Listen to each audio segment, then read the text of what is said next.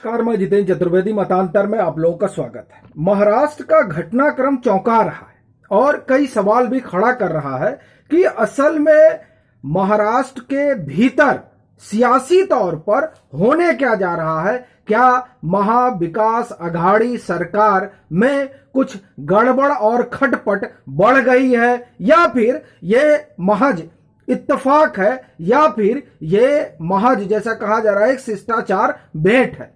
और ये सवाल इसलिए उठा है क्योंकि जिस तरीके से घटनाएं घट रही हैं वो कई सवाल खड़ा कर रही हैं कि क्या ये महज शिष्टाचार भेंट है।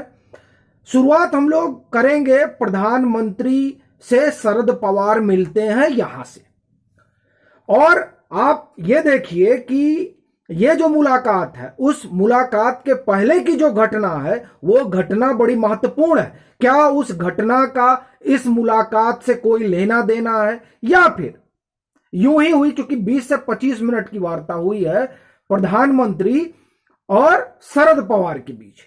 माना जा रहा है कि कई मसलों पर बात हुई, लेकिन मसले क्या थे ये तो किसी को पता नहीं। लेकिन ये मुलाकात जो है वो राजनीतिक गलियारों में हलचल जरूर पैदा कर रही है, और वो अभी तब जबकि कल रात एक डिनर पार्टी आयोजित होती है, जिस डिनर पार्टी में जो नवनिर्वाचित कहने का अपना तात्पर्य है कि जो पहली बार महाराष्ट्र की विधानसभा में चुनकर पहुंचे हैं उनको लेकर एक प्रशिक्षण कार्यक्रम 5 और 6 तारीख को लोकसभा सचिवालय ने आयोजित किया था।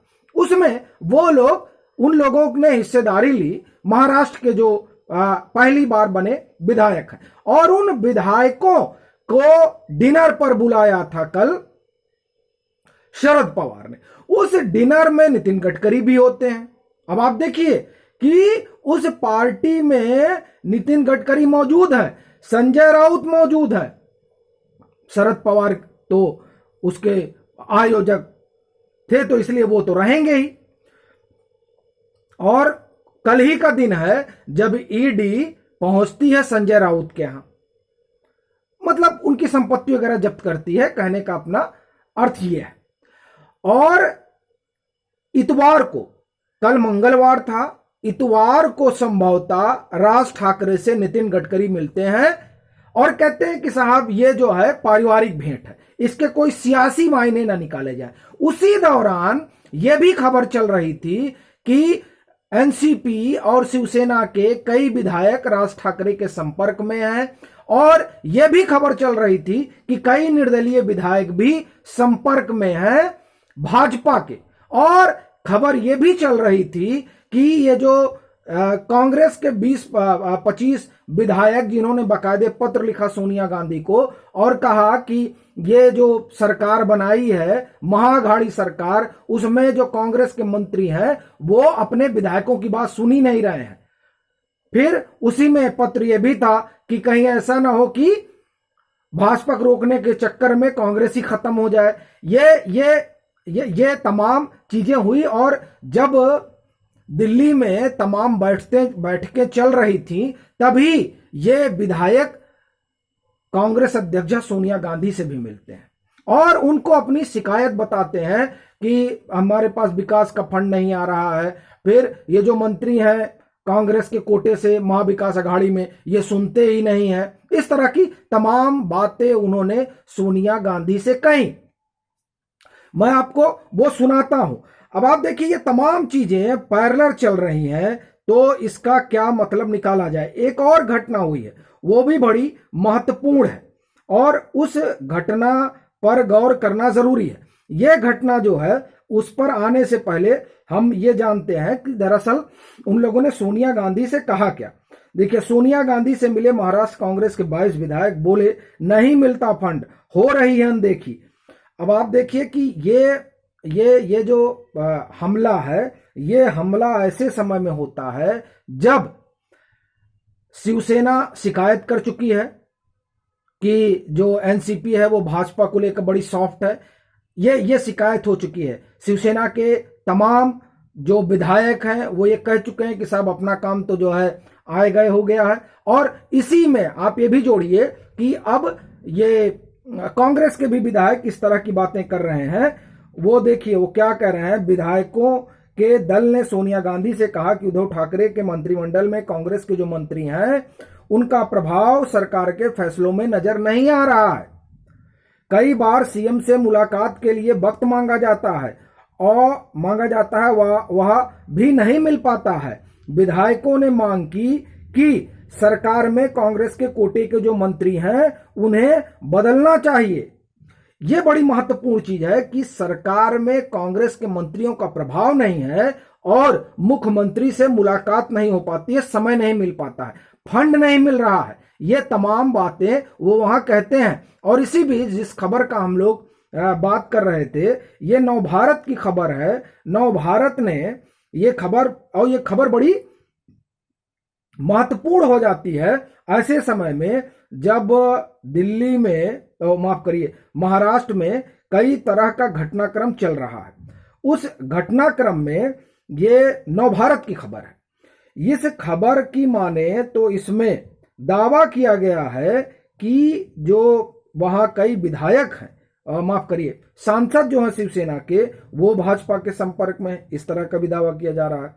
इन तमाम दावों और प्रतिदावों के बीच ये जो मुलाकात हो रही है, ये मुलाकात क्या कोई आप एक तरह से समझिए कि भूचाल वहां की सियासत में आने जा रहा है।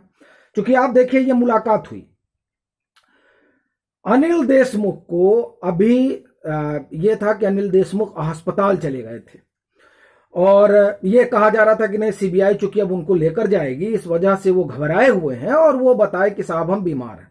पता चल रहा है कि अब सीबीआई जो है उन्हें कस्टडी में लेके जा रही है और वहां से जो कुछ अस्पताल से क्लियरेंस वगैरह होना था वो सब हो गया। ऐसी स्थिति में आप समझ रहे हैं कि क्या कुछ घट रहा है। ये बड़ा महत्वपूर्ण है। महाराज देखिए, अनिल देशमुख के मामले में तथ्य हैरान करने वाले हैं। अदालत में चर्चा नहीं की जा सकती, सीबीआई ने ऐसा कोर्ट में दावा किया। अब ये जो तमाम घटनाक्रम चल रहे हैं, शिवसेना का एनसीपी को लेकर दुख, फिर कांग्रेस का अघाड़ी सरकार को लेकर दुख, फिर यह कहना कि साहब न फंड मिलता है न काम हो पा रहा है, इधर नितिन गडकरी का राज ठाकरे से मिलना, फिर नितिन गडकरी का उस डिनर पार्टी में मौजूद होना जो डिनर पार्टी शरद पवार ने आयोजित की थी नए चुने हुए विधायकों के लिए, फिर उसमें संजय राउत का भी होना, फिर आज जब हम लोग चर्चा कर रहे हैं तब शरद पवार का प्रधानमंत्री से मिलना। ये तमाम घटनाएं क्या महज इत्तेफाक हैं या इनके पीछे कुछ राजनीतिक घटनाक्रम चल रहा है, या फिर जो कहा जा रहा है कि नहीं, ये एक औपचारिक मुलाकात है जिस मुलाकात में देश, दुनिया और राज्य की राजनीतिक घटनाओं पर बातचीत करने के लिए सियासी नेता बैठे। ये बात दरअसल जब हम महाराष्ट्र के संदर्भ में देखते हैं तो गले नहीं उतरती है, क्योंकि महाराष्ट्र में तो सियासत गरमाई हुई है।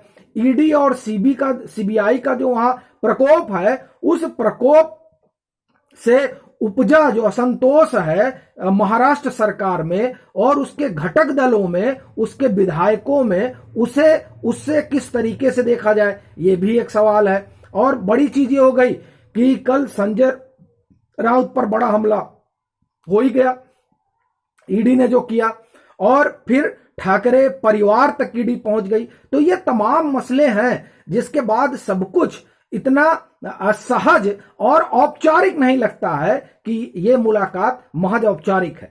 लेकिन अब बड़ा सवाल यह है कि जब तक कुछ आधिकारिक नहीं कहा जाता है तब तक अटकलें चलती रहती हैं। आप इस पूरे घटनाक्रम को किस रूप में देखते हैं? क्या महाराष्ट्र में कुछ बदलाव होने वाला है?